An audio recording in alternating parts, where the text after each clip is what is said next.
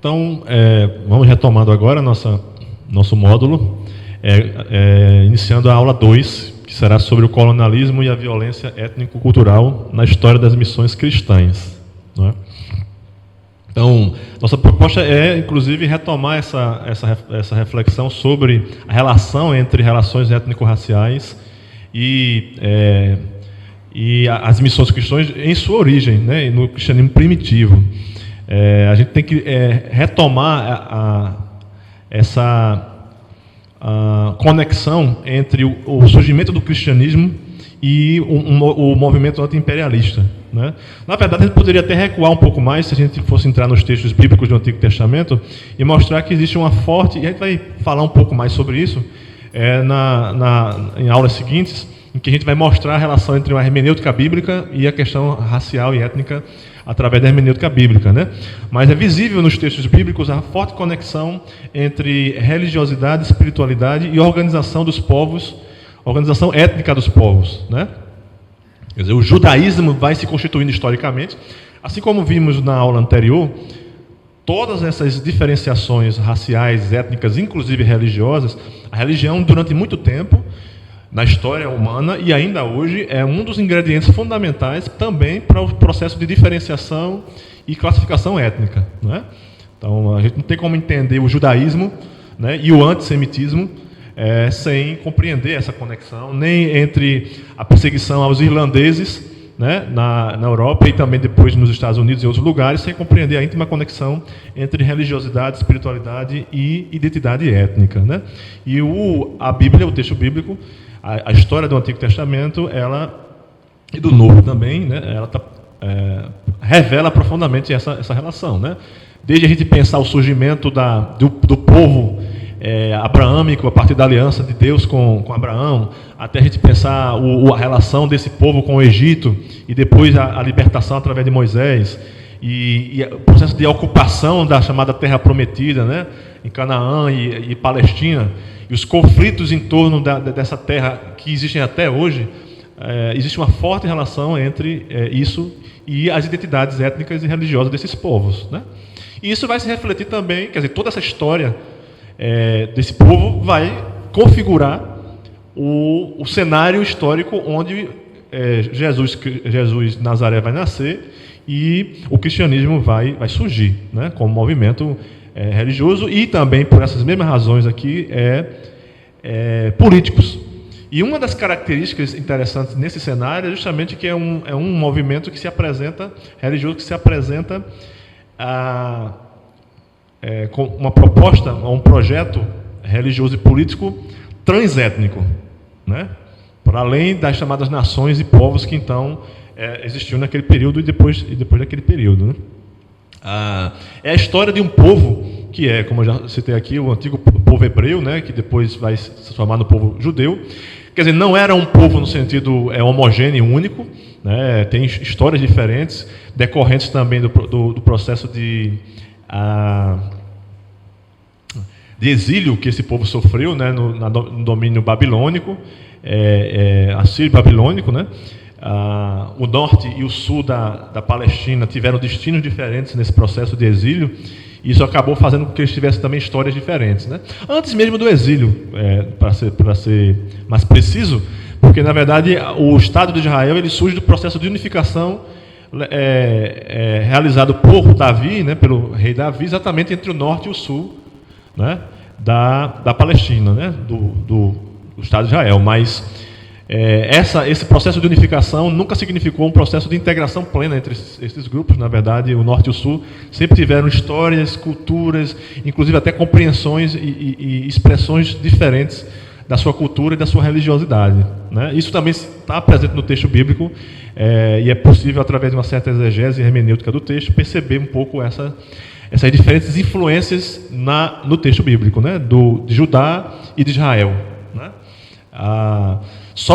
Inclusive só com Davi é que a capital do Estado de Israel que é levada para Jerusalém, né? E depois pelo filho dele, né, o Salomão, construiu o templo, etc. Mas isso nunca foi feito de forma pacífica, sem conflito e sem... Todo esse cenário também é acrescentado o fato que depois esse povo é submetido a sucessivas dominações imperiais, né? Como eu já citei aqui, com exílio ou sem exílio, ou seja, ainda permanecendo no seu território, esse povo é dominado pelos assírios, babilônios, pelos gregos, né? E depois, finalmente, pelo Império Romano. E é nesse contexto que Jesus de Nazaré nasce, né? E nesse cenário dessa divisão política que eu citei, a gente tem ao norte o Herodes Agripa, né? Filho de Herodes o Grande, que então é o rei chamado Rei Cliente, né? Ele era o rei dos judeus, né? Propriamente, mas era um rei cliente, ou seja, havia uma autonomia relativa, né? Ou subordinada aos ditames do Império Romano. Ou seja, vocês podem ter um rei, o norte, né? Israel podia ter um rei da Palestina, mas desde que pagasse os impostos e se submetesse à ordem política do Império. Inclusive ao culto, que a gente vai falar mais sobre isso mais na frente, ao culto religioso ao imperador. Não é à toa que, inclusive, Herodes Agripa cria uma situação religiosa e política muito... Enfim, houve vários massacres e, ao mesmo tempo, revoltas também contra essas políticas do Herodes, né? Porque ele constrói o templo... No início, ele dominava toda a Israel, né? Num certo momento, e ele constrói o Herodes o Grande, né? No caso, o pai dele o Templo de Jerusalém. Reconstrói, né? Que tinha sido destruído por impérios anteriores. Só que ao reconstruir o templo como um grande monumento arquitetônico, inclusive, e tal,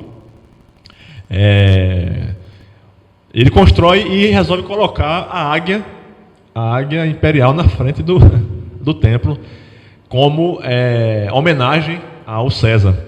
E olha, poxa, você colocar uma imagem de um animal representando uma divindade pagã, nesse caso, que era o imperador, filho dos deuses romanos, era um ato de idolatria e paganismo que não poderia ser feito no templo. Isso gerou várias revoltas que depois eram...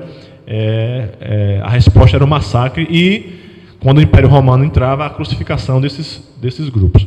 Em vista dessas revoltas, o Império Romano resolveu, então, diminuir o poder do filho do Herodes o Grande, o Herodes Agripa, que se tornou rei apenas do norte de Israel, e o sul ficou sob a responsabilidade de um prefeito, que deveria, prefeito representante romano, que deveria então governar o sul, a região de Judá, onde estava Jerusalém, né? E o templo de Jerusalém. Só que ele fazia exatamente em aliança e coordenação com as lideranças do templo, que também representavam não apenas o seu povo, né? O povo judeu, mas também faziam essa mediação com o poder, eram responsáveis por recolher os impostos, por repassar os impostos, por manter a ordem, né? Então, os sacerdotes do templo, né, o sumo sacerdote, os escribas, todos eles participavam dessa organização política imperial, né, entre o império e a colônia que era Israel, né? E nesse caso, o sul de Israel, o Judá. É nesse cenário que a gente consegue compreender parte da missão, do movimento de Jesus na Palestina naquele período, e o fim que ele acabou tendo, né? Ou seja, a execução através da crucificação e a participação de todas as lideranças, conforme está registrado no texto bíblico, não é? Porque é que na hora que Jesus vai ser executado, ele primeiro é levado para Pôncio Pilatos, que era o prefeito então, representante do Império Romano, mas depois Pilatos diz, não, o problema não é comigo porque ele é galileu. Era isso que eu, inclusive, quero retomar essa ideia, porque tem a ver exatamente com a constituição étnica, racial do povo palestino naquele período, né? Jesus não era apenas judeu, além de judeu, era galileu, né? O que significava dizer, entre os próprios judeus, de que ele fazia parte de um grupo religioso e étnico distinto, diferenciado, tinha uma história própria, e até a própria forma de praticar e compreender e viver o judaísmo era diferente, considerado pelas lideranças do templo, né, de Jerusalém, como inclusive inferiores ou com menos valor, né? Não é à toa que a Bíblia registra isso através da ideia de que o que é que pode vir de bom de Nazaré, né? Os galileus tinham uma fama de, inclusive, de serem, de não seguirem muito rigorosamente costumes da lei judaica, né, como lavar as mãos, por exemplo, você purificar antes das refeições, etc. E, inclusive, também tinha uma visão um pouco mais flexível com relação à questão do sábado e outras coisas. Né? Isso era visto, obviamente, pelas lideranças, sobretudo os fariseus, os escribas e os doutores da lei, né? Sacerdotes, de uma visão muito negativa. Né? E não é à toa que quando Jesus é levado para Pôncio Pilatos diz, não, mas ele é galileu, ele não é problema meu, ele é problema de Herodes. Manda ele para Herodes, aí manda para Herodes. Aí Herodes vai, faz toda aquela inquisição, Jesus permanece em silêncio, não dá nem mesmo a honra da palavra, né? Quer dizer, para ele, nem para responder para Herodes, não, então manda ele de volta lá para... E ele fica nesse processo e vai para o Sinédrio e volta para... Quer dizer, veja, ele circula entre o Sinédrio, a prefeitura, né, de Pôncio Pilatos e o Herodes. Quer dizer, esses são os representantes dos poderes estabelecidos que eram justamente a aliança que reproduzia a ordem do império na Palestina. Né? E não é à toa, porque uma boa parte do que Jesus estava propondo e pregando apontava para uma crítica, nem sempre implícita, ou como alguns talvez coloquem, a essa ordem, a esse processo de exploração, dominação, sobretudo, não é do povo judaico como um todo, mas era sobretudo das classes camponesas trabalhadoras, sobretudo da Galileia. Né? Uma grande parte da missão de Jesus permaneceu na Galileia, e não foi à toa. Se a gente fosse fazer uma comparação, justamente, fosse comparar com uma situação como a brasileira, é como se a missão dele se restringisse às regiões mais pobres do Brasil, em particular a região Nordeste, a gente diria assim, ou seja, o Norte e Nordeste do Brasil.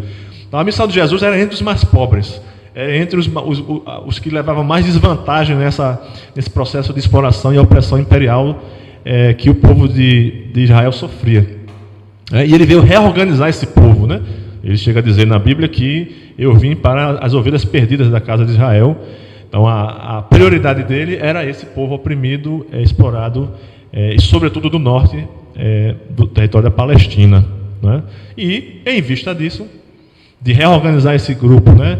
de propor valores e práticas que questionavam o poder do templo, questionavam o poder do império, né? E de Herodes, assim como aconteceu com João Batista, né? Que foi morto por Herodes também por isso, que batizou Jesus, o João Batista.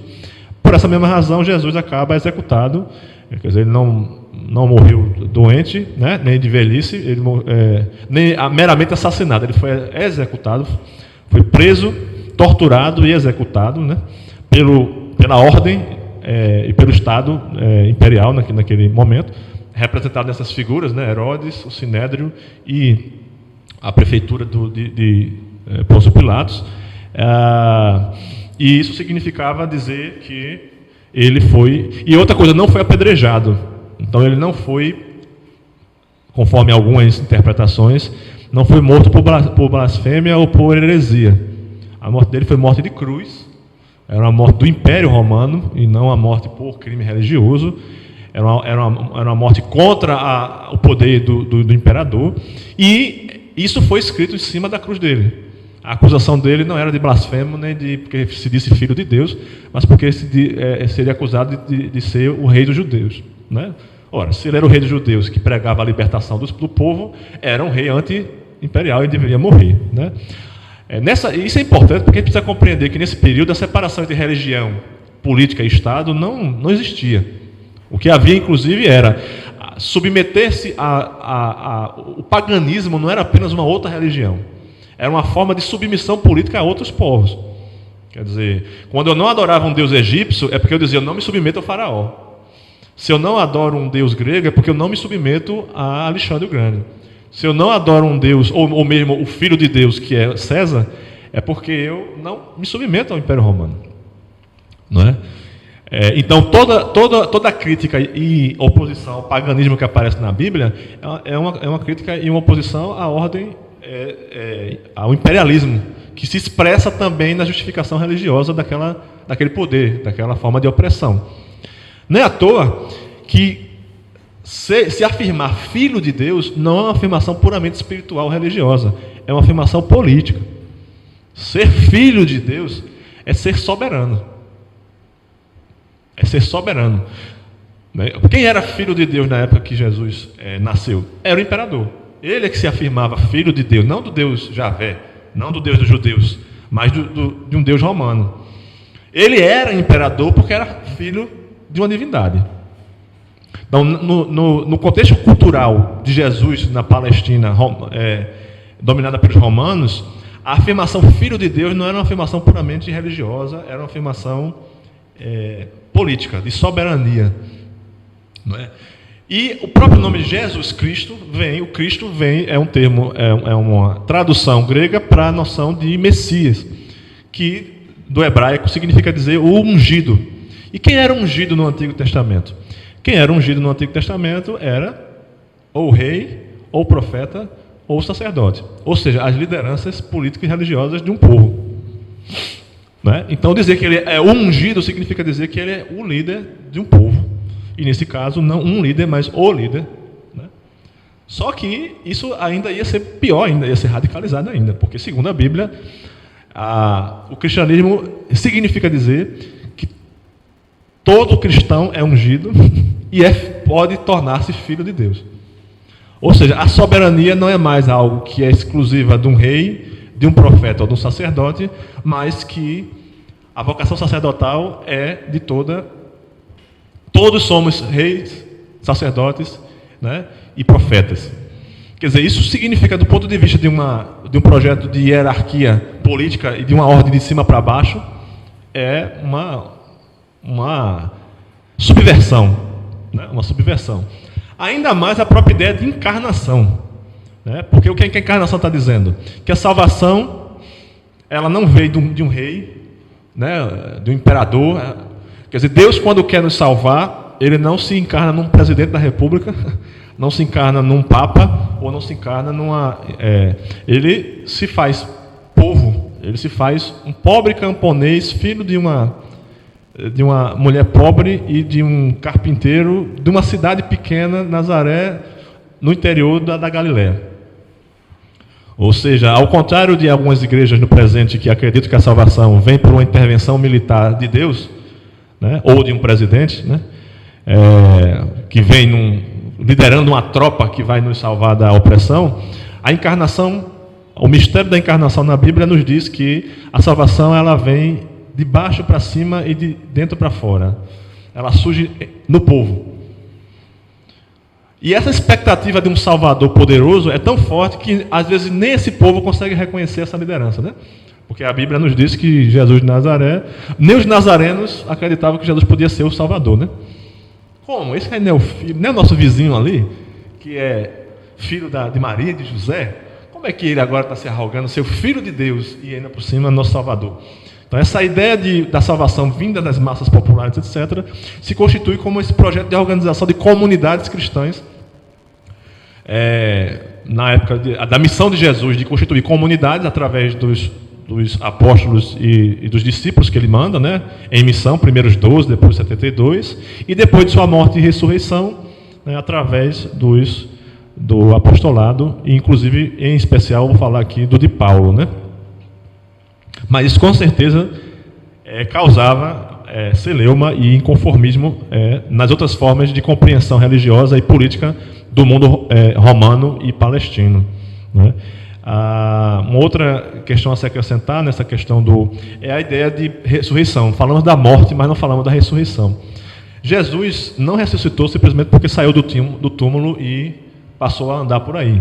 Isso já tinha acontecido no Antigo Testamento, né? Ele já tinha feito a ressurreição. O próprio Jesus já tinha ressuscitado não apenas Lázaro, mas outras pessoas. E segundo a própria Bíblia, enquanto Jesus estava morrendo na cruz, algumas pessoas estavam saindo de seus túmulos.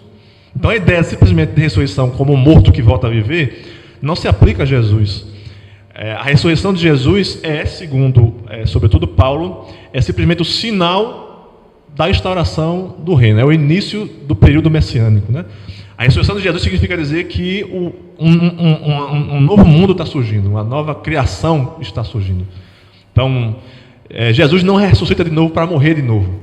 Ele é o primeiro dentre os mortos que vão voltar à vida. Quer dizer, isso significa dizer que era um sinal de que a ordem imperial estava chegando ao fim. Que a opressão, a dominação, a exploração, a morte estavam chegando ao fim. Então, a ressurreição de Jesus é a confirmação de que o reino está próximo, né? E que é o período entre a ressurreição e a parousia, esse período messiânico de espera da consumação desse processo. Mas esse processo já começou na ressurreição, no ressuscitado.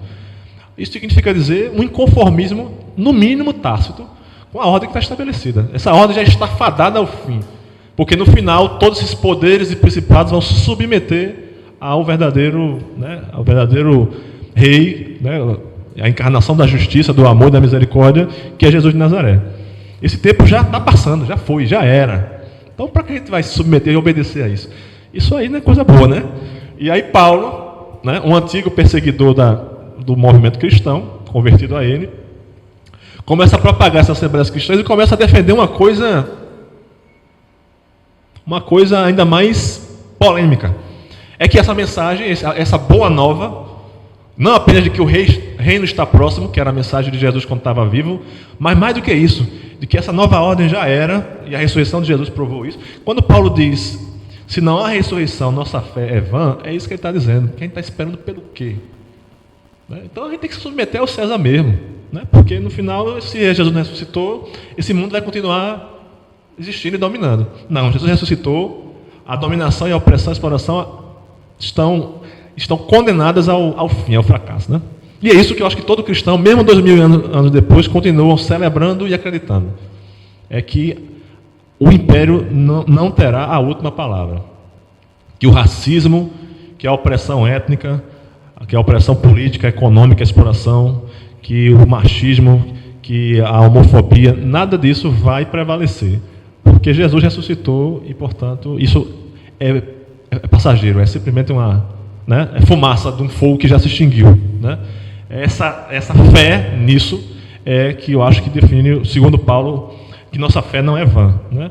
E só que isso não era apenas para os judeus. Essa opressão, esse fim da opressão era para todos os povos e nações. Tudo aquilo que o império alcançava deveria receber essa boa nova, porque essa ordem está condenada ao fim. E isso deveria ir também para as chamadas nações, né? Que no texto bíblico em grego significa dizer exatamente etnias, né? Etnes. Então, Paulo está propondo um cristianismo que se apresenta não como o fim das etnias. Paulo nunca, tanto que ele não concordava com determinadas missões cristãs, como a de Tiago ou de Pedro, que achavam que eles tinham que se circuncidar para se tornar cristão. Que significava dizer, só é possível receber essa boa nova se você se transformar em judeu. Ou seja, você pode manter sua etnia, sua identidade étnica de povo, mas você passa a ser herdeiro de Abraão só pelo fato de você receber a boa nova. Então, ser herdeiro de Abraão não significava necessariamente ser, né, judeu. Se circuncidar como Abraão se circuncidou. A boa nova de Abraão é a ideia de se tornar um povo livre. E esse povo livre, seremos povo livre mesmo que não sejamos judeus. Veja, a questão étnica está muito presente aí nesses textos, né? Não à toa, naquela famosa passagem de Gálatas, não há judeu nem grego, escravo ou livre, homem ou mulher, porque todos vós sois um em Cristo Jesus. Veja, ele não está dizendo então que não existe mais judeus ou gregos, ou não existe mais homens e mulheres, mas ele está dizendo que em Cristo todos esses são um. Essa diversidade étnica, etc., ela permanece existindo, mas sem necessariamente um povo oprimir o outro, o homem oprimir a mulher, né? O livre oprimir o escravo, ou o grego oprimir o judeu, ou vice-versa, né? E não é preciso ser judeu para ser cristão, para receber a boa nova, o evangelho de Jesus, né? E participar desse projeto do reino que se instaura, né? Da salvação que vem. E aí isso significa dizer a afirmação do senhorio exclusivo e da boa nova de Jesus a todos os povos e nações, sem exceção. É isso que a gente chama hoje de catolicidade, né? Que acabou sendo apropriado. É uma contradição em termos, inclusive, a própria ideia de catolicismo romano, né? Porque ou você é católico ou você é romano, né? Porque católico significa dizer exatamente universal. E por isso nós, anglicanos, também somos católicos, né? Nessa ideia de que levamos a boa nova a todos os povos, nações, raças, gêneros, orientações sexuais, né? Sem distinção. Deus não faz distinção de pessoa para o seu projeto, para a sua promessa de liberdade e salvação, né? Então, racismo etnicismos também não são permitidos como parte do projeto do reino e de a realização da salvação, né? Só que depois dessa, quer dizer, nesse processo de pregação, obviamente, isso era um projeto visivelmente que ia, como já era com Jesus, né? Aliás, muitas pessoas não conseguiam entender, né? Como é que era possível que, mesmo tendo sido eliminado o líder, esse povo ainda estivesse seguindo, e não só isso, afirmando o senhorio de Jesus, porque quem era senhor era César. Ele era o Kyrie, em grego, né? O Senhor, o Filho de Deus. Todas essas terminologias, na verdade, que Paulo utiliza, eram terminologias do império, aplicadas ao imperador. O imperador era o Senhor, Salvador, porque ele é que trazia a paz para o Império Romano. Não é à toa que quando Jesus diz, minha paz não é desse mundo, ele está falando, não é que a paz dele é do mundo extraterrestre, extraterreno. Ele está falando que a paz dele não é a paz romana, a pax romana. Não é a paz que é realizada através da violência, das tropas. A minha paz, ela é outra, né? Mas por quê? Porque o imperador era aquele que trazia a paz, era o Salvador. Era a boa nova do imperador, chamado evangelho em grego, significava dizer o anúncio que era levado das decisões do imperador às diferentes cidades. E o termo igreja, eclésia, eram as assembleias políticas das cidades-estado no interior do Império Romano. Obviamente, dessas assembleias, o povo pobre não participava. De repente, vem um cara chamado Paulo, o pequeno, né? É impressionante, a gente perde nas traduções, né, o que significava dizer que Jesus era um ungido, ou que Paulo era pequeno, né? Quer dizer, mas é bonito, vem o pequeno e diz assim, não, vamos fazer uma assembleia popular, o povo pobre, escravizados ainda, nem ex-escravos, ainda escravos, aqui quando entra na assembleia todos somos iguais, todos somos um. E essas pessoas se reuniam semanalmente numa assembleia, na eclésia, que era antagônica à assembleia política do Império. Ora, isso aí causou perseguição, e uma das mais célebres, né, mais conhecidas, foi justamente realizada no governo de Nero, no ano de 64, onde houve a primeira grande perseguição aos cristãos de Roma, né, nesse caso da cidade de Roma, né, em particular, que se repetiu por mais 9 vezes no espaço de 249 anos. Né? E não é à toa que a resistência a essa perseguição é parte da espiritualidade cristã, ela está registrada biblicamente, permaneceu na história e ainda hoje em alguns movimentos cristãos, como por exemplo na teologia da libertação e em outras grandes figuras do cristianismo, né, como no Bonhoeffer, em mulheres também como Joana d'Arc, por pegar na Idade Média, mas mais recentemente, né, Irmã Dorothy e tal, a ideia da perseguição e do martírio como elementos intrínsecos, essenciais da espiritualidade cristã. Então, não existe missão cristã se ela, de alguma forma, não leva à perseguição. Porque se a gente não é perseguido, a gente está fazendo alguma coisa errada. Né? A gente não está anunciando e edificando o reino. Porque quando a gente começa a fazer isso, a ordem estabelecida responde. E se ela não nos persegue, é porque a gente não está ameaçando. Se a gente não está ameaçando, não há reino. Ora, essa perseguição no limite leva a martírio, né? Isso está registrado na Bíblia, é uma das bem-aventuranças, né? Poxa, imagine ser perseguido e martirizado é uma bem-aventurança, né? Ou seja, ao contrário de algumas igrejas no presente que acreditam que a salvação vem por uma intervenção militar de Deus, né? Ou de um presidente, né? Que vem liderando uma tropa que vai nos salvar da opressão, a encarnação. O mistério da encarnação na Bíblia nos diz que a salvação ela vem de baixo para cima e de dentro para fora. Ela surge no povo.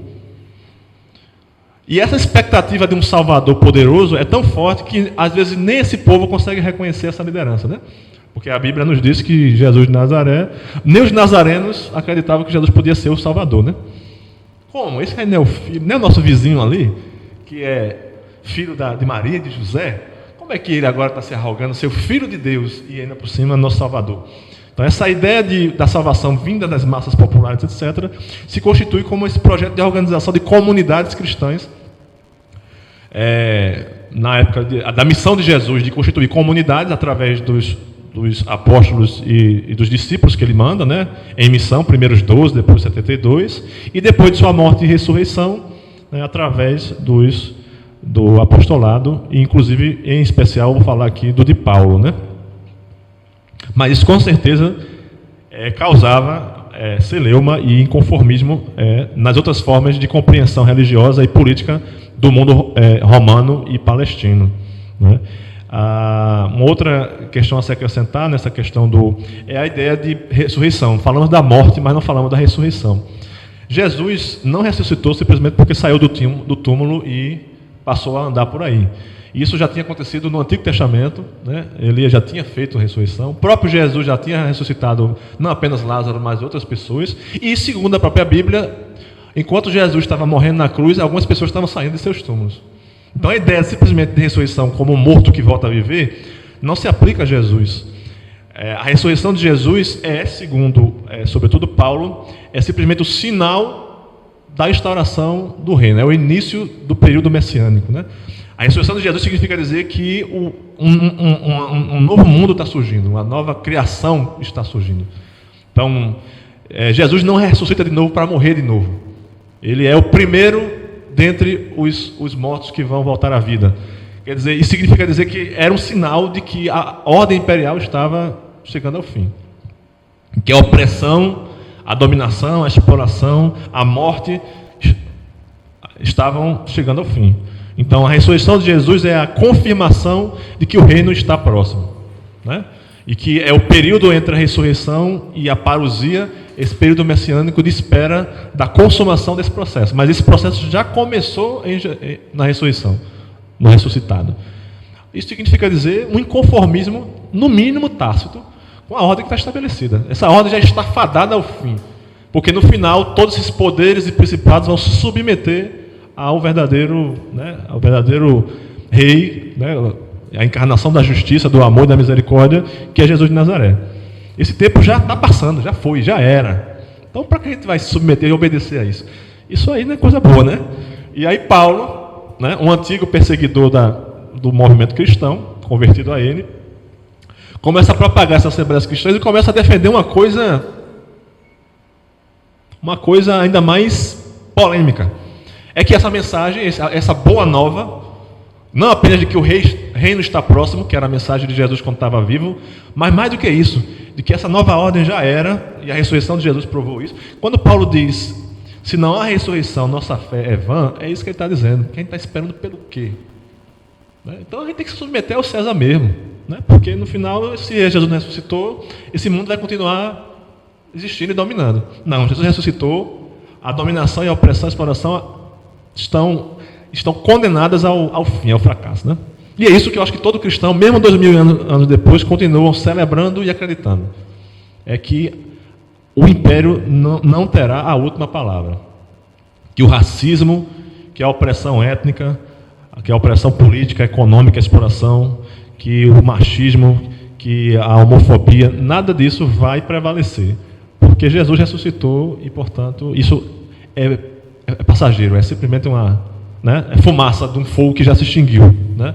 Essa fé nisso é que eu acho que define, segundo Paulo, que nossa fé não é vã, né? Só que isso não era apenas para os judeus. Essa opressão, esse fim da opressão era para todos os povos e nações. Tudo aquilo que o império alcançava deveria receber essa boa nova, porque essa ordem está condenada ao fim.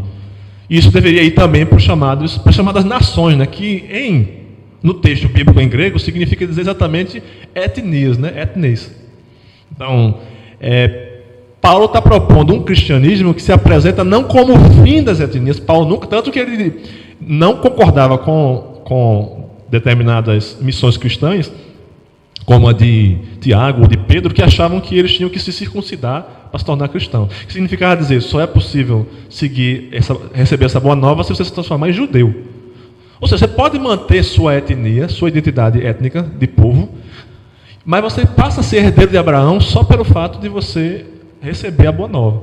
Então, ser herdeiro de Abraão não significava necessariamente ser, né, judeu. Se circuncidar como Abraão se circuncidou. A boa nova de Abraão é a ideia de se tornar um povo livre. E esse povo livre, seremos povo livre mesmo que não sejamos judeus. Veja, a questão étnica está muito presente aí nesses textos, né? Não à toa, naquela famosa passagem de Gálatas, não há judeu nem grego, escravo ou livre, homem ou mulher, porque todos vós sois um em Cristo Jesus. Veja, ele não está dizendo então que não existe mais judeus ou gregos, ou não existe mais homens e mulheres, mas ele está dizendo que em Cristo todos eles são um. Essa diversidade étnica, etc., ela permanece existindo, mas sem necessariamente um povo oprimir o outro, o homem oprimir a mulher, né? O livre oprimir o escravo, ou o grego oprimir o judeu, ou vice-versa, né? E não é preciso ser judeu para ser cristão, para receber a boa nova, o evangelho de Jesus, né? E participar desse projeto do reino que se instaura, né? Da salvação que vem. E aí isso significa dizer a afirmação do senhorio exclusivo e da boa nova de Jesus a todos os povos e nações, sem exceção. É isso que a gente chama hoje de catolicidade, né? Que acabou sendo apropriado. É uma contradição em termos, inclusive, a própria ideia de catolicismo romano, né? Porque ou você é católico ou você é romano, né? Porque católico significa dizer exatamente universal. E por isso nós, anglicanos, também somos católicos, né? Nessa ideia de que levamos a boa nova a todos os povos, nações, raças, gêneros, orientações sexuais. Sem distinção. Deus não faz distinção de pessoa para o seu projeto, para a sua promessa de liberdade e salvação, né?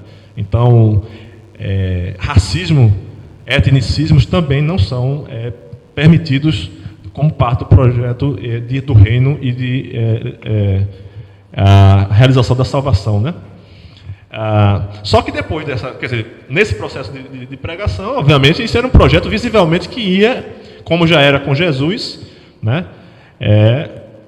Aliás, muitas pessoas não conseguiam entender, né?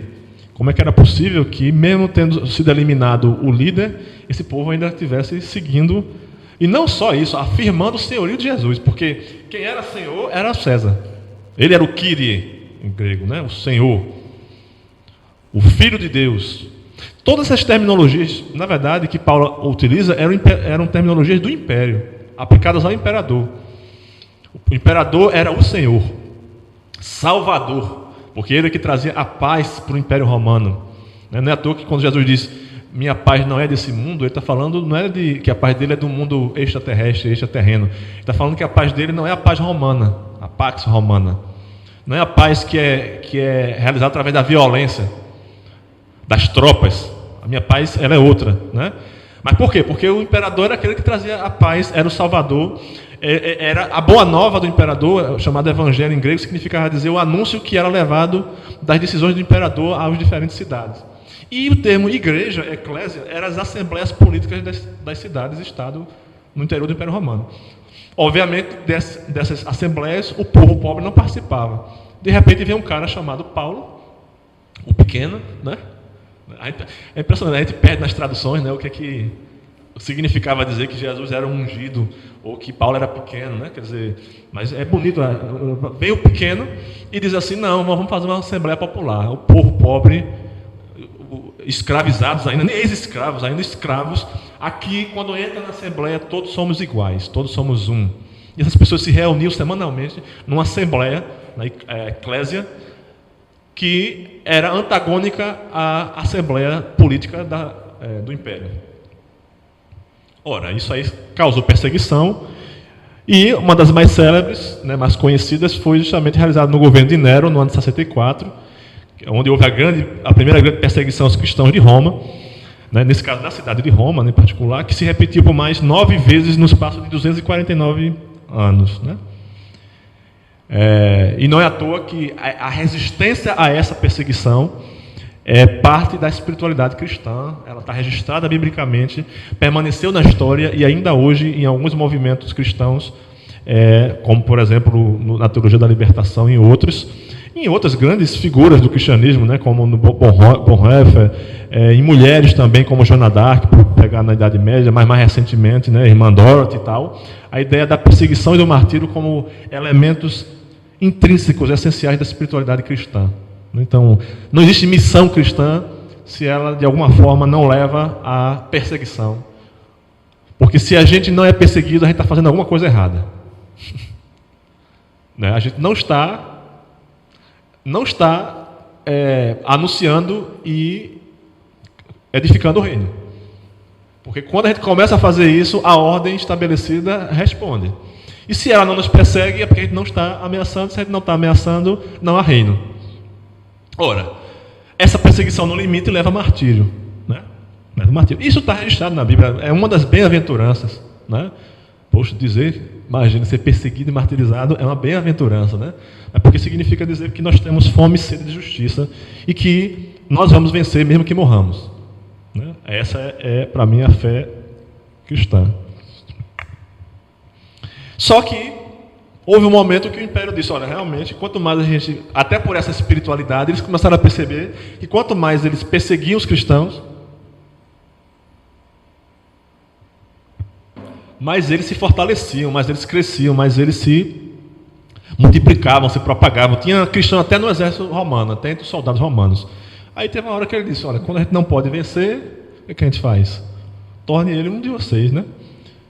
E aí o imperador romano Constantino, eu deveria ter colocado aspas aí no texto, né? Se converte ao cristianismo, né? Na verdade, ele continua sendo pagão, ele continuava adorando as divindades pagãs, como bom romano que era, mas como bom romano ele poderia também ser cristão, né? Na cabeça dele, lógico. Teria visto uma cruz durante uma batalha. Então, é um dos primeiros momentos em que você alia uma guerra e um ato de violência, onde você recebe um sinal cristão de que ali houve uma bênção e ele vence. Então ele disse, não, então, uma vez que esse Deus dos cristãos me ajudou a vencer, eu me torno cristão. E realiza então o concílio de Nicéia em 325, que constituiria a unidade do cristianismo, né? Através, quer dizer, a catolicidade se transforma em união imperial, em unidade imperial. Para o império, essa religião não poderia ser uma religião com várias comunidades e tradições cristãs, que era o que existia na época, né? O episcopado significava, na radicalidade, uma autonomia de cada diocese, e essa autonomia implicava, inclusive, às vezes, em tradições teológicas, cristológicas diferentes naquele momento. Só que aí, para o império implica numa união no império, e é, portanto, por isso, conciliar no concílio essa divergência e esse conflito. E em Nicéia se estabelece praticamente todos os grandes dogmas da fé cristã, né, como da Trindade e o nosso credo, né, são os credos o credo de Nicéia, o primeiro que está colocado lá. Só que o cristianismo ainda era uma religião, entre outros, e só com o imperador Teodósio, que se batizou em 380, aí Teodósio radicalizou e aboliu definitivamente o paganismo politeísta do império, em 391. Então, veja, a perseguição a outras formas de fé, a ideia de um exclusivismo religioso, de uma identificação entre Estado e Igreja, e de um exclusivismo religioso, é um ato imperial, não cristão. Passa a ser cristão à medida que ela passa a ser religião do Estado, imperial, então passa a ser, mas não está na origem do cristianismo primitivo essa ideia de uma unidade religiosa dentro do Estado ou do Império, né? Ao contrário do que a gente viu, a proposta de Paulo era o contrário. Você poderia continuar sendo grego, falando sua língua, sem se circuncidar, mas desde que você participasse da construção dessa nova comunidade, dessa nova forma de organização do reino, não é? Você não precisava ser judeu para se converter, para se batizar e se converter, e receber o Espírito Santo. E, portanto, recebendo o Espírito Santo, passar a ser ungido, né? Não precisava mudar de etnia para passar a ser ungido. E passando a ser ungido, você passava também a ser filho de Deus, né? O poder ser filho de Deus. Então, o cristianismo, então, sofre muitas transformações nesse período, acomodando-se às estruturas políticas, sociais e culturais, e tornando-se, em grande parte, cristianismo por conveniência social. Ora, a noção de missão muda. A noção de missão já não era mais aquela ideia exatamente de formar comunidades cristãs que implicavam inclusive em comunidades paralelas à ordem imperial estabelecida, com suas assembleias, né, igrejas próprias. Mas passa a significar aqui agora expansão do império. Uma vez que essa religião é a religião do império, levar o cristianismo é levar o império. Não é levar uma religião, é levar o império. Submeter-se ao César é submeter-se ao mandatário de Deus. A ideia do mandato divino do rei, né, também é consolidada aqui também. Não surge aqui, mas é consolidada aqui também. E a missão agora passa a ser uma missão de levar isso para outros povos, eliminando suas diferenças culturais, religiosas, etc., né? Isso certamente tem implicações no processo de conflitos étnicos que vão surgir, né, no Império e depois do Império, na Idade Média e depois na Idade Moderna, e depois naquilo que a gente chama de racismo, hoje, né? O Estado começa a intervir na Igreja, na ocupação de cargos, inclusive alguns bispos eram nomeados pelo imperador, e mesmo em questões teológicas, como nos primeiros concílios, né? Algumas dessas decisões conciliares foram, inclusive, determinadas pelo imperador, que foram propostas pelo imperador, vamos dizer assim, né? Mas depois acatadas pelos bispos no concílio. Na Idade Média, esse processo de mudança na proposta missionária vai levar à perda da liderança apostólica e o surgimento do monasticismo. A espiritualidade deixa de ser essa missão de levar o reino para se transformar na ideia de alcançar a Deus ou o céu, a salvação, através da espiritualidade. Quer dizer, não mais comunidades, a missão não formava mais comunidades abertas, mas comunidades fechadas. É uma espiritualidade que tende a se individualizar em parte, porque aí passa a ser o meu processo de oração cotidiana aqui, mas em comunidades utópicas nos monastérios, né? Baseados em espiritualidades baseadas no celibato, e, enfim, é o surgimento da ideia do religioso. O que é que isso significa na mudança da missão? Essa ideia de que você estratifica a sua relação com Deus, né? Você hierarquiza ela. Na ideia de igreja, na primitiva, qualquer cidadão, aliás, o próprio Paulo se recusava, por exemplo, a receber recursos para o trabalho apostólico. Ele dizia, não, eu vivo do meu trabalho. Então, qualquer trabalhador pode ser um apóstolo, inclusive, não apenas religioso, mas um apóstolo. E, portanto, não apenas pode alcançar a salvação, como pode anunciar ela e levar o reino. No monasticismo, é um outro tipo de espiritualidade, apenas monges podem alcançar um estado de unidade com Deus que um cristão comum, um leigo, não consegue. É onde começa a se diferenciar a ideia de leigo da ideia de religioso. Os religiosos teriam acesso privilegiado a Deus e, portanto, a salvação e, portanto... No cristianismo ocidental, não chegou no nível como aconteceu no Oriente, por exemplo, em algumas formas de monasticismo oriental, mas chegou muito perto, esse clericalismo, onde a forma do leigo alcançar a salvação era de forma indireta. Então, por exemplo, entre os monges budistas, era comum, uma vez que o leigo na China, na Índia, no Japão, não tinha condições de meditar 40, 1 hora, 2, 10 horas por dia, e, portanto, dificilmente alcançaria a iluminação, já que para iluminar teria que estar sentado em meditação, mas ele poderia acessar os méritos decorrentes dessa prática, financiando a vida dos monges, ou seja, dando doações para os monges. Então, a parte dos méritos da prática do monge eram repassadas para o leigo, né?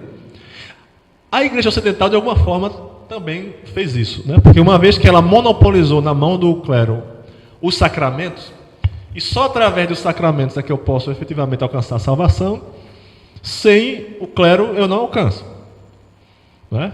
Então, volta-se a uma noção sacerdotal que tinha sido abolida no cristianismo primitivo, de que há a necessidade de um mediador entre o homem comum, o homem e a mulher comuns e Deus. E o monge tinha esse papel, inclusive também como protetor da cultura antiga, né? Da cultura, da filosofia, da literatura, enfim, da inteligência antiga, e também como um modo de vida exemplar, um modo de vida dirigido a Deus, exclusivo para Deus. É a ideia do religioso. O leigo não é religioso, ele é uma pessoa comum que precisa de salvação e que o religioso pode ajudar, né? Mas religioso passa a ser, né? Ainda que você possa ser religioso e leigo, né? Porque nem todo religioso é ordenado, né? Ou seja, tem esse poder de administrar os sacramentos, mas você começa a monopolizar politicamente o poder de salvação. Então só o clero pode fazer isso. Então, através disso, o poder dos bispos cresce, né? Até porque é dele que vem no modelo episcopal, é ele que tem é ele que pode delegar os sacramentos, é ele que pode, né, ungir, é ele que pode ordenar. Então, ninguém pode consagrar uma liturgia se não tiver sido, né, primeiro ordenado pelo bispo. E mesmo quando o faz como representante do bispo, porque a igreja é a diocese, né? Esse modelo episcopal já é antigo, mas começa a ganhar esse caráter no interior do império. E o bispo de Roma começa a clamar primazia e justificar isso pelo fato de o primeiro bispo de Roma ter sido Pedro, e Pedro ter sido a pedra da igreja, e, portanto, os bispos perdem a horizontalidade, a hierarquia e a autonomia e passam agora a remeter ao único bispo. É o surgimento da igreja católica romana, né? Acontece, em vista desses processos, desses conflitos, um grande cisma em 1054, em que há uma separação entre o bispo de Roma e o de Constantinopla, e surge a igreja ortodoxa, né, do Oriente e tal. O monopólio intelectual é do clero. O próprio termo clero, a origem do termo clero, surge daquele que é esclarecido, né? Era aquelas pessoas que eram também, de alguma forma, até para poder fazer as liturgias, ler o chamado breviário ou as liturgias das horas, ou a própria Bíblia, né, propriamente, eles eram letrados, né? Então, praticamente, as letras, na Idade Média, são monopolizadas pelo clero da igreja.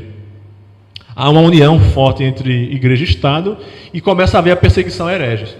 Parte da missão, portanto, cristã, significa dizer não apenas levar o evangelho. Aliás, até essa ideia, ela vai perdendo força e se ressignificando, mas significa dizer impor uma fé às pessoas, né? Não é mais um ato apenas de conversão livre, por vontade, mas como imposição vinda, inclusive do Estado, né? Não só da igreja. E surge também, nesse caso, as cruzadas, como uma dessas expressões missionárias, que vão levar o cristianismo para os outros povos, né? Para dominar esses outros povos politicamente, mas também através da religião. São expedições militares e religiosas que entre os séculos 11 e 13 se dirigiram para o Oriente para combater muçulmanos e reconquistar Jerusalém, né? Certamente as motivações também, além de religiosas, porque isso não se separava nessa época, eram também étnicas e nacionais, né? Quer dizer, se tratava de levar a fé para os infiéis, né? Ou para outros povos ou outras culturas que, inclusive com a justificativa da salvação. A gente não está levando violência, a gente está levando a salvação. A gente vai salvá-los, nem que seja na marra, né? Como está distante da proposta de Jesus, né? Salvação, aliás, de Deus, né? Impressionante, o Deus bíblico não é só paciente e misericordioso, né? Salvação é libertação, então não pode ser por imposição. Então Deus faz o que for possível, a gente vê, às vezes até morrer numa cruz para poder a gente tomar a nossa decisão de, como ele diz no Sabedoria, né? Eu criei a vida e a morte, escolham a vida, né? Eu não quero que o pecador morra, né? Meu objetivo não é que o pecador morra, por favor, escolham a vida, né? E aí aqui você tem um outro projeto que na verdade é na base da imposição, da violência, e essa ideia ela vai permanecer depois, como a gente vai ver em aulas seguintes, quando acontece o processo de escravização dos povos africanos e os escravos eram obrigados a se converter ao catolicismo, né? E a forma como eles eram batizados era através da marca com ferro, né? Do seu dono. Ser propriedade era quase que sinônimo, portanto, automaticamente de ser cristão, né? Aliás, esse processo de salvação na marra também vai levar a um processo de perda, de enfraquecimento ou de perda dos fundamentos espirituais e da igreja. Porque as pessoas se convertiam não porque aderiam àqueles valores, então muitas vezes continuavam praticando suas antigas religiões, ou mantendo alguns valores, ainda que dissessem cristãos. Porque o que interessava era apenas o status social que o ser cristão dava, que era um status de cidadania em algumas instâncias, e no caso, mesmo entre os escravos, ser cristão dava um status diferenciado de um escravo cristão para um escravo que não era cristão. Então, mas isso não implicava. Muitas vezes havia também um processo de conversão automática. Então, se um rei, sei lá, um missionário cristão chegasse na Saxônia, ou chegasse nas terras britânicas, e o rei daquele povo, ou o líder daquele povo se convertesse, automaticamente significava dizer que todos eles eram cristãos. Ora, mas os demais não tinham ideia nem do que era o cristianismo, quem era Jesus, o que significava salvação. Então esses valores primitivos do cristianismo, eles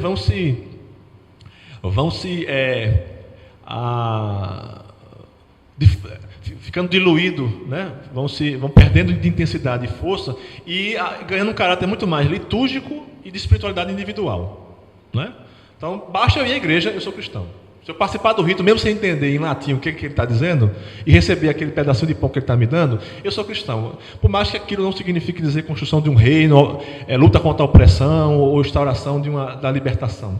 Isso não. É lógico que esses valores permanecem ainda, e historicamente, de tempos em tempos, eles ganham força e retornam, né, produzindo renovações no cristianismo, né? Como que vai acontecer, por exemplo, na Reforma Protestante, onde o anglicanismo nasce, na América Latina depois com a teologia da libertação, ainda antes disso na própria Reforma Protestante com a revolta dos camponeses na Alemanha, né, liderada por Thomas Müntzer.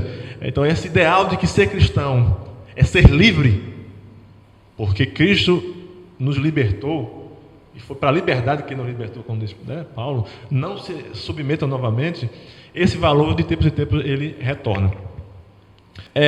Com o fim da Idade Média, começa a haver um processo de recentralização do poder nos Estados modernos, que conta aí também com a aliança com a Igreja, né? A Igreja na Idade Média, os Estados se enfraqueceram, perderam força, e a Igreja de alguma forma é que ainda tinha esse projeto de manter a unidade do Império Romano, né? Uma espécie de império sem Estado, né? Onde quem cumpria essa função de unidade era a Igreja Romana, e que tinha poder, portanto, através da lógica de suzerania e vassalagem, né, feudal, que tinha superioridade tinha ascendência sobre os reinados e os feudos, né, dos senhores feudais. Com o processo de recentralização, ela consegue com algum apoio da Igreja. Lógico, desde que os estados permaneçam submetidos ao poder temporal e ainda secular também do Papa. O Papa tinha poder não apenas aliás, temporal, não, espiritual e temporal, né, do Papa. Era mundano e religioso, não era só. Com o surgimento dos estados modernos, com o tempo, ainda como forma também de justificar o mandato divino, né, o Papa participava inclusive do processo de coroação dos reis, né, ele é que fazia os casamentos entre as monarquias, as alianças, etc. E é por isso que a gente entende o conflito depois que Henrique vai ter com o Papa, né? Porque não se tratava apenas de querer casar de novo, e se tratava de ter um herdeiro e, ao mesmo tempo, de afirmar a autonomia do rei em relação ao Papa, né? Eu sou o monarca, eu sou soberano. Só que numa cultura cristã, não se podia ser soberano sem um mandato divino.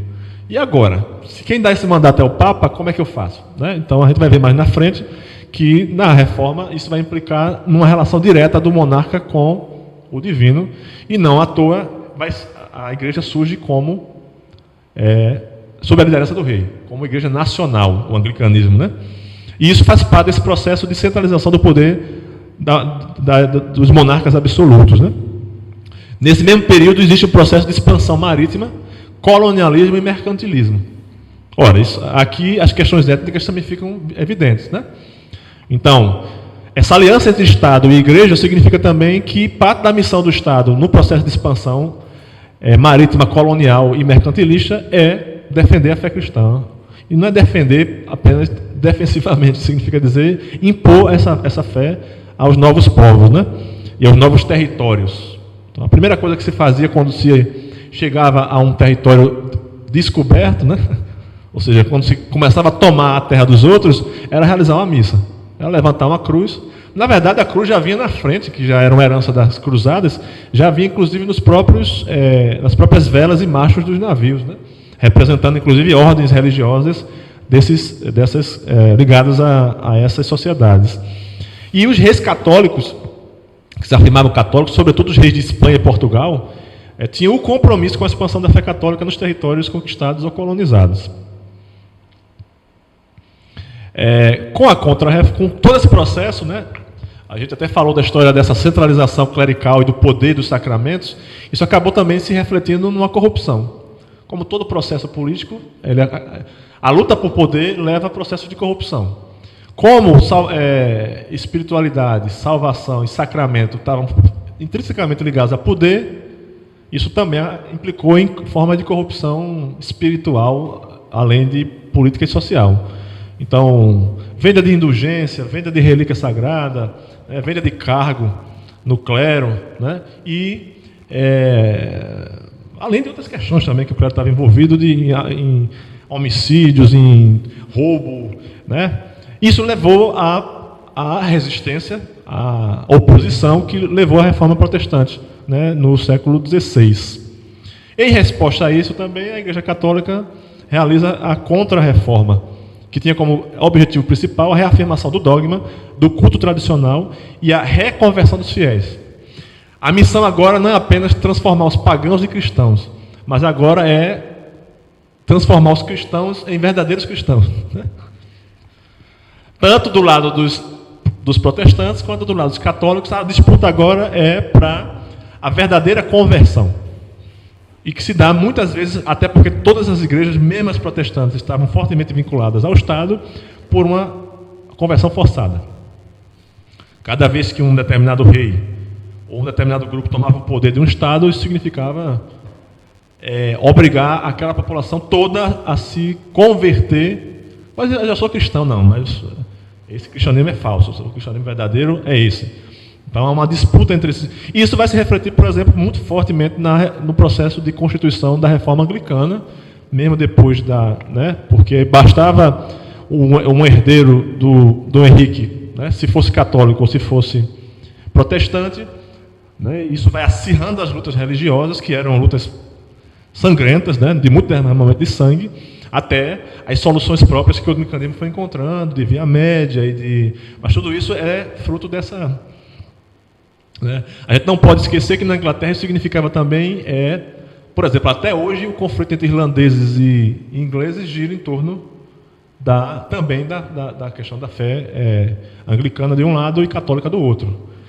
Ser irlandês é uma identidade nacional, étnica, mas também religiosa, passa pela religião, e isso acaba, desde aquela época, justificando conflitos, inclusive até mais recentemente, né, quer dizer, ainda no século passado, inclusive com atos terroristas de ambos os lados, né, inclusive terrorismo de Estado também e tal. Então, mais uma vez, a gente percebe o forte vínculo entre religiosidade, etnias, né, e conflitos étnicos na história, né, na construção e missão, né? Como, na verdade, a missão sempre esteve atravessada por elementos de conflito étnico e político.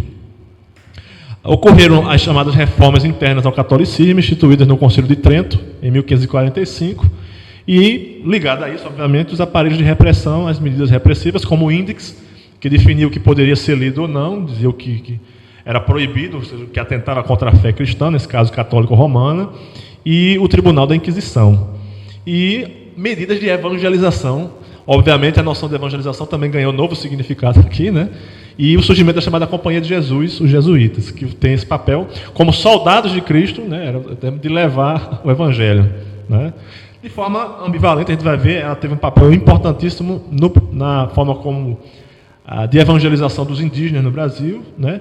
E do papel da igreja em relação à escravidão, né? Eu acabei voltando aqui. A Igreja Católica, precisando de novos fiéis, enviou para o Brasil os padres jesuítas, responsáveis pela criação das missões e da catequização e proteção dos indígenas contra a evangelização, que só poderia acontecer em caso do que eles chamavam na época de guerra justa. Só era justo guerrear contra os indígenas, segundo concessão da própria igreja, se eles atacassem os europeus ou então não aceitassem eles, né? Se eu quisesse entrar numa comunidade indígena e elas se recusassem, aí eu poderia atacá-las. Mas se eu fosse bem recebido, cordialmente, eles ouvissem a palavra de Jesus, etc., aí estava tudo certo, estava tudo bem, né? E a própria ideia de missão passa a significar essas comunidades criadas através desse processo de catequese, né? Era nessas missões, em troca da catequese, que os indígenas, em processo de cristianização, de aculturação, aprendiam a cantar, dançar e trabalhavam para a Igreja Católica. Então, a própria ideia do que era a catequese, de como o processo de evangelização acontecia, A gente vai ver mais na frente como a ideia de inculturação, né, uma das últimas aulas do nosso módulo, a noção de inculturação, de respeito à diversidade cultural e étnica, é fundamental hoje nas noções mais progressistas e contemporâneas de evangelização, de missão. Né? Mas nessa época não era assim, não se respeitava a cultura. Qualquer elemento de outra cultura que implicasse ou num compromisso espiritual e religioso que não fosse compatível com o cristão, ou com a cultura dita cristã, né? Porque não se tratava apenas de... Nem tudo era diretamente bíblico-religioso. Né? Bastava ter um costume diferente da cultura dita cristã, ou seja, europeia. Ser cristão era ser europeu. Então havia um forte vínculo entre um etnocentrismo e uma certa compreensão do que era a missão cristã. As missões cristãs nesse período, para resumir, eram etnocêntricas, né? E vão sustentar e vão legitimar o racismo. Então, muitas guerras acontecem entre jesuítas indígenas de um lado e os colonos brasileiros de outro, que desejavam escravizar esses indígenas protegidos e docilizados, entre aspas, pela igreja. As pessoas, nesse mesmo período, as pessoas negras foram escravizadas, que eram escravizadas, como a gente viu na aula anterior, eram obrigadas a aceitarem o catolicismo romano como a sua religião. Era a religião inclusive era proibida a prática de qualquer religião que não fosse a católica no território brasileiro, na colônia e depois no Império. Só foi concedida posteriormente no Império um anglicanismo, a prática entre os ingleses. Né? Mais uma vez você percebe que tem um fundo étnico nacional aí. Ou seja, não, se você é inglês, celebre sua religião. Mas nós, brasileiros, somos católicos e nenhuma outra religião pode ser praticada em nosso território, senão. E ainda mais, se é entre ingleses, para ingleses ver, que seja em inglês. Né? Então, as comunidades inglesas, como colônias de ingleses, que cultuavam o anglicanismo no Brasil até o final do Império. Mas era proibida a prática de qualquer outra forma de religião que não fosse a católica romana no Brasil, né? E os escravizados não estavam livres disso, ainda que, de forma resistindo, praticassem outras religiões, como o islamismo, que inclusive apoiaram a revoltas de escravos no século XIX, a revolta dos malês, por exemplo, não tem como ser compreendida sem a influência da religião islâmica entre esses escravizados. Não só pelo fato de eles serem alfabetizados obrigatoriamente, porque a leitura do Alcorão é fundamental nessa forma de religião, que é pelo fato de eles falarem uma língua comum, porque como eles têm que ler em árabe, eles acabavam, todos eles, falando uma língua comum, apesar das diferenças étnicas. Isso ajudou também que eles se organizassem, inclusive de forma religiosa também, contra a opressão do catolicismo romano. Né? Mas também outros grupos étnicos também se levantaram no período.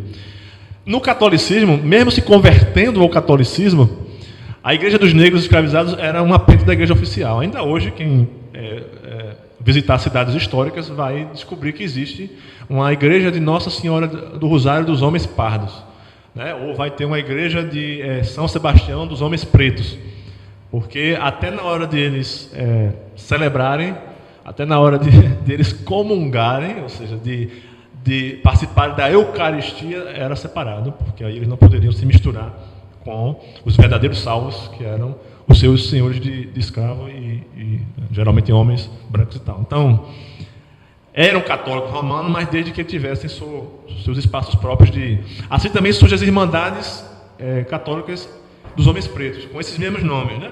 Então, a Irmandade de São Sebastião dos Homens Pretos, a Irmandade de Nossa Senhora do Rosário.